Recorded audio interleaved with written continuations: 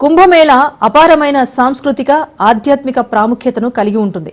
పవిత్ర జలాల్లో మునిగిపోవటం ద్వారా ఆశీర్వాదం శుద్ధిని కోరుకునే లక్షలాది మంది భక్తులను ఆకర్షిస్తోంది.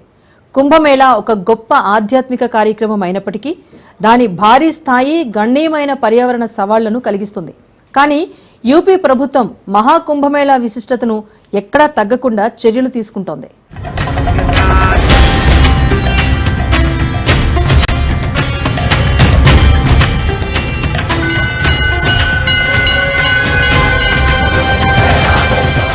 ఉత్తరప్రదేశ్లోని ప్రయాగ్రాజ్లో జరుగుతున్న మహాకుంభమేళాకు ప్రపంచం నలుమూలల నుంచి పెద్ద ఎత్తున భక్తులు తరలివస్తూ ఉంటారు. ఇది ప్రపంచంలోనే అతిపెద్ద ఆధ్యాత్మిక సమ్మేళనం.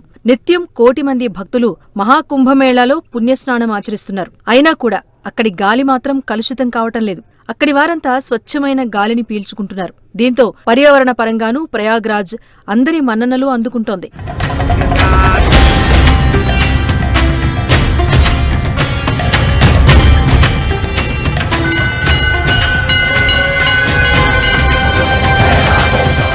నూట 144 ఏళ్ల తర్వాత జరుగుతున్న మహాకుంభమేళాకు భక్తుల తాకిడి భారీగా పెరుగుతోంది. కోట్లాది మంది భక్తులు నిత్యం ఉత్తరప్రదేశ్ ప్రయాగ్రాజ్లోని మహాకుంభనగర్, గంగా, యమున, సరస్వతీ నదులు కలిసే చోట త్రివేణి సంగమంలో పుణ్యస్నానాలను ఆచరిస్తున్నారు.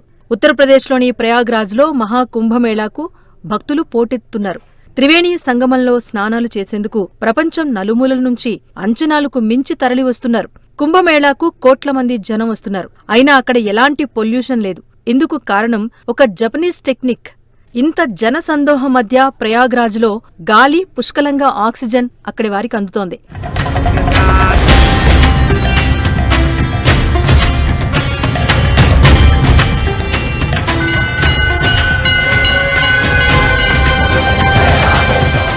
కుంభమేళా కోసం ఉత్తరప్రదేశ్ 2 ఏళ్ల క్రితమే సన్నద్ధమైంది. దాని ఫలితంగానే ప్రయాగ్రాజ్లో స్వచ్ఛమైన వాతావరణం చోటు చేసుకుందని చెబుతున్నారు. అసలు కోట్లాది మంది వచ్చి మునకలు వేసినా ఎలాంటి కాలుష్యం దరిచేరకుండా జపనీస్ సాంకేతికతను వాడుతున్నారక్కడ. ప్రయాగ్రాజ్ కుంభమేళా ప్రపంచంలోనే అతిపెద్ద ఆధ్యాత్మిక సమ్మేళనం. ఇక్కడి మున్సిపల్ కార్పొరేషన్ 2023లోనే మియావాకి అనే జపనీస్ టెక్నాలజీతో ప్రయాగ్రాజ్ పరిధిలో ఓ చిన్న సైజ్ అడవిని తయారు చేసింది.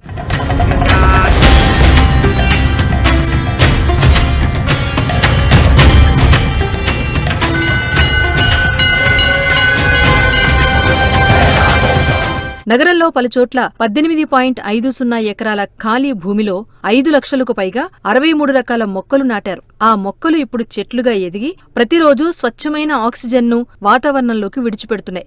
మియావాకి టెక్నిక్తో ఇదంతా సాకారం చేయటానికి ప్రయాగ్రాజ్ మున్సిపాలిటీ 6 కోట్ల రూపాయలు ఖర్చు చేసింది.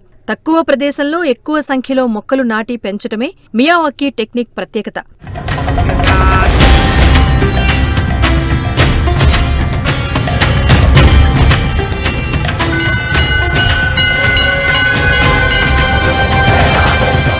మియావాకీలో భాగంగా మర్రి, రావి, వేప, చింత, ఉసిరి, రేగు, వెదురు తదితర 63 రకాల చెట్లను పెంచుతారు.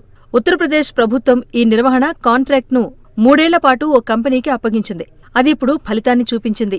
ఆ చెట్లు ఆక్సిజన్ను వాతావరణంలోకి విడిచిపెడుతున్న కారణంగా ఇక్కడి గాలి స్వచ్ఛత కలిగి ఉండగా చుట్టుపక్కల ఆధ్యాత్మిక వాతావరణం దానికి మరింత శోభను చేకూరుస్తోంది.